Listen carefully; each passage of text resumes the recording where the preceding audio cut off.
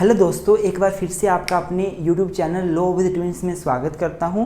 और आज की इस वीडियो में हम इंडियन एविडेंस एक्ट 1872 को आगे बढ़ाएंगे और इंटरप्रिटेशन क्लोज जो कि सेक्शन 3 में दिया गया है उसको डिस्कस करेंगे।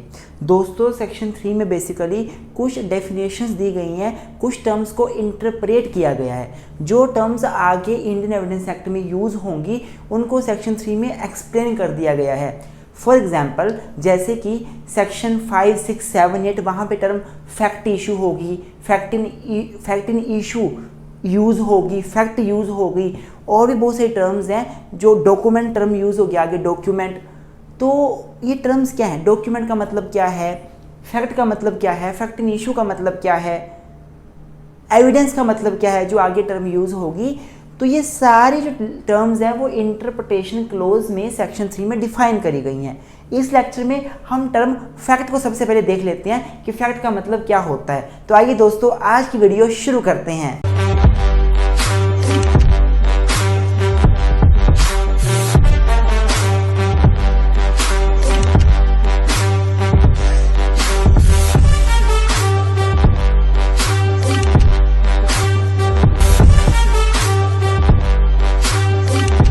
तो सबसे पहले अगर मैं फैक्ट की बात करूं, फैक्ट क्या होता है।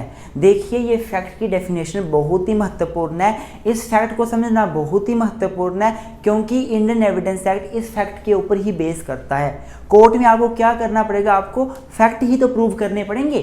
फैक्ट होता क्या है? जर्नल्स आप ये देखिए, जो भी आप देखते हैं, जो भी आप सुनते हैं, जो भी आप महसूस करते हैं, जो भी आपके माइंड में चला हुआ है, वो सारे फैक्ट हैं। मैं लेक्चर ले रहा हूं ना, ये फैक्ट है। आप लेक्चर सुन रहे हैं ना, ये फैक्ट है। फैक्ट इज एनीथिंग, कुछ भी हो सकता है जो आप अपनी सेंसेस से परसीव कर सकते हैं। मेरे सामने यहाँ पे मोबाइल रखा है, ये फैक्ट है। मेरे सामने वहां पे लैपटॉप पड़ा है, ये फैक्ट है। मैंने मार्कर हाथ में लिया है, ये फैक्ट है। तो फैक्ट क्या होता है?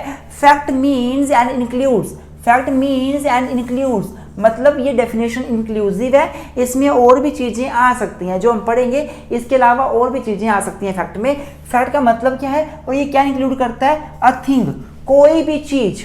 अ स्टेट ऑफ थिंग, किसी चीज़ की अवस्था कैसी है। अ रिलेशन ऑफ थिंग, चीज़ों का आपस में रिलेशन कैसा है जो कि हम परसीव कर सकते हैं अपनी सेंसेस से। A thing, state of thing, relation of thing capable of being perceived bye senses. कोई भी चीज जो आप सेंसेस से परसीव कर सकते हो फैक्ट है। चीज मतलब थिंग मतलब मार्कर इज अ फैक्ट। मैंने कुछ सुना, फैक्ट। कोई चीज वहां पड़ी हुई है, फैक्ट। कोई चीज वहां से गिर के नीचे आई, फैक्ट, जो मैं अपने सेंसेस से परसीव कर रहा हूं। स्टेट ऑफ थिंग, कोई चीज की स्टेट क्या है।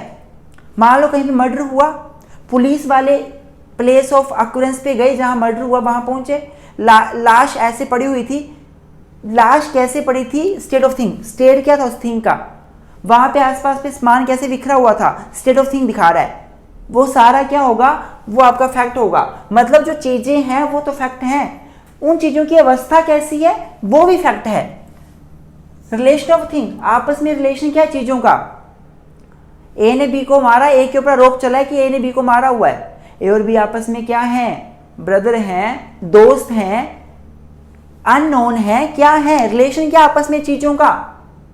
वो सारे क्या बन जाएंगे? फैक्ट्स बन जाएंगे।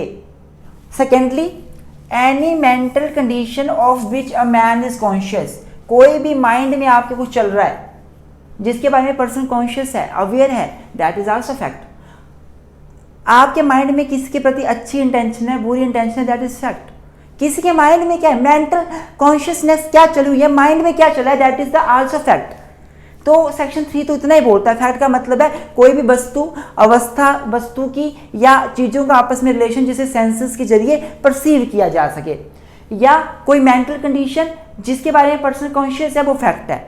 बेंथम ने यहां तक हमें एविडेंस एक्ट बताता है। अब थोड़ी सी एक्सप्लेनेशन देखते हैं आगे। एक्सप्लेनेशन से पहले आप एग्जाम्पल देखो, एग्जाम्पल क्या है तब आपको समझ आएगा। Example, there is certain object arranged in a certain order is a fact. कोई चीज़ें सर्टेन ऑर्डर में पड़ी हुई हैं, प्रॉपर सिस्टमेटिक मैनर में रखी हुई हैं, ये फैक्ट है। कहीं मर्डर हुआ या किसी ने सुसाइड किया, दरवाजा खोला पुलिस वालों ने, वहां देखा आसपास चीज़ें कैसी पड़ी थी, वो फैक्ट है। स्टेट ऑफ थिंग बता रही हैं। दैट अ मैन हर्ड और सा समथिंग इज अ फैक्ट, एक पर्सन ने कुछ सुना या कुछ देखा, फैक्ट है। That a man said certain word is a fact, किसी पर्सन ने कुछ कहा, वो फैक्ट है। मान लो मैं रास्ते से जा रहा हूं और मैंने देखा ए ने बी को मारा और मैं जोर से चिल्लाया, मार डाला, किसने सुन लिया, किसने सुना कि मैं जोर से चिल्लाया, ये फैक्ट बन जाएगा। मैं जोर से चिल्लाया, जो किसने सुना, जोर से चिल्लाना फैक्ट बन जाएगा। किसी पर्सन ने कुछ बोला, वो फैक्ट बन जाएगा। फॉर एग्जाम्पल, मैं और आप खड़े हैं आपस में और मैंने चोरी करी हुई है, आई एम अ थीफ, मैंने चोरी करी हुई है। आप और मैं खड़े हैं, आप मुझे बोलते हैं कि जिसने चोरी करी थी उसको पुलिस पकड़ने आ रही है, और मैं भाग जाता हूं। जो आपने बोला कि चोरी करनी जिसने करी थी उसे पुलिस पकड़ने आ रही है, ये भी फैक्ट है। मैं भागा, ये भी फैक्ट है। फैक्ट सब कुछ ही है।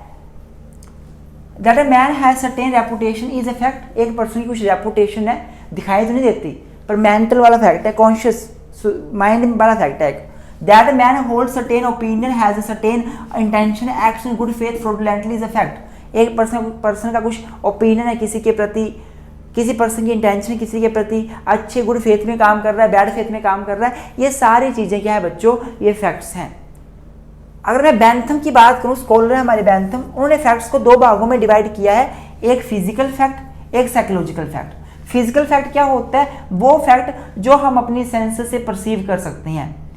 मैंने कुछ देखा, फैक्ट, मैंने कुछ सुना, फैक्ट, मैंने कुछ महसूस किया, फैक्ट। कौन सा fact, physical fact. It is that fact which can be perceived bye senses, जो पहला पॉइंट यहाँ पढ़ाया हमने ना, वो फिजिकल फैक्ट है।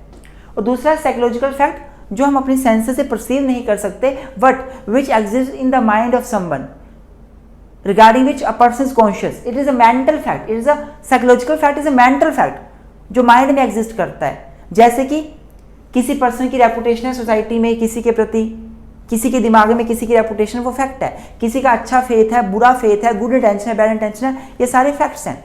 और कौन से फैक्ट्स हैं, साइकोलॉजिकल फैक्ट्स हैं।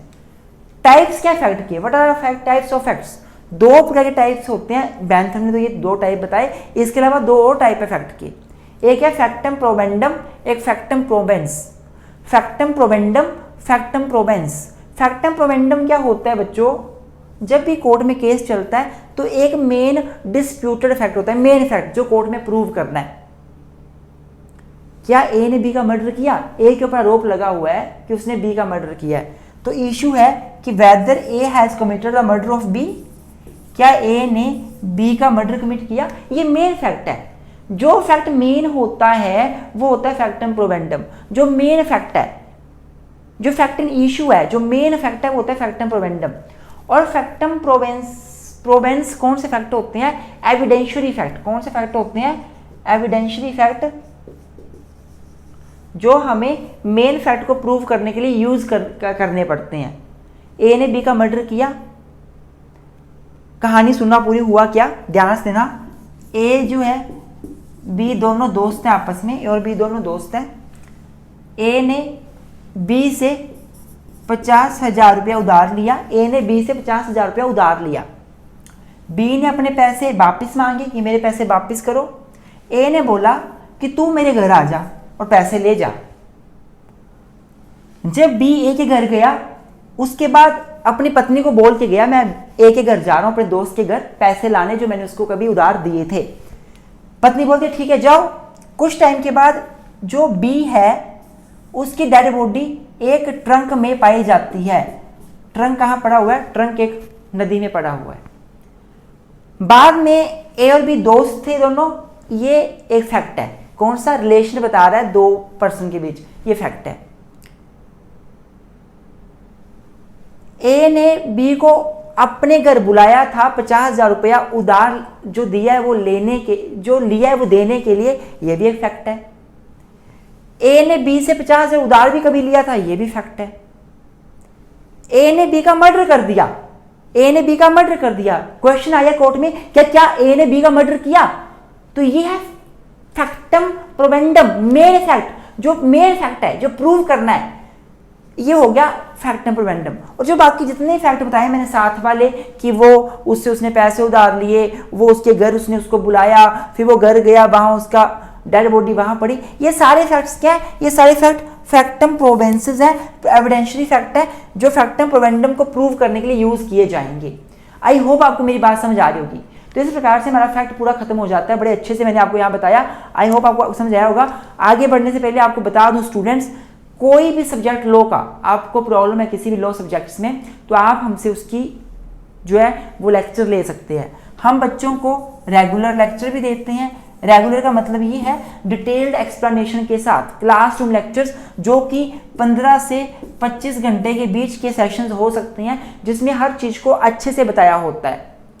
हम बच्चों को रिविजनरी सेशन भी देते हैं। रिविजनरी सेशन का मतलब क्या होता है, 5-6 घंटे में पूरा सिलेबस कवर होता है। शॉर्ट करके हम पूरा सिलेबस कवर कर देते हैं। जो जॉब करने वाले पर्सन है, जिनके पास टाइम कम है, या जो पर्सन इतना टाइम नहीं निकाल पाते, उनके पढ़ने के लिए बहुत महत्वपूर्ण ये सेशन रहते हैं। आप हमें मैसेज कर सकते हो हमारे व्हाट्सएप नंबर 9816492276। इस नंबर मैसेज करके आप हमसे नोट्स ले सकते हैं, लेक्चर ले सकते हैं, और किसी प्रकार की आपको कोई भी इन्फॉर्मेशन लेनी हो आप इस नंबर पे कॉल कर सकते हैं हमें नोट्स लेक्चर्स के रिगार्डिंग।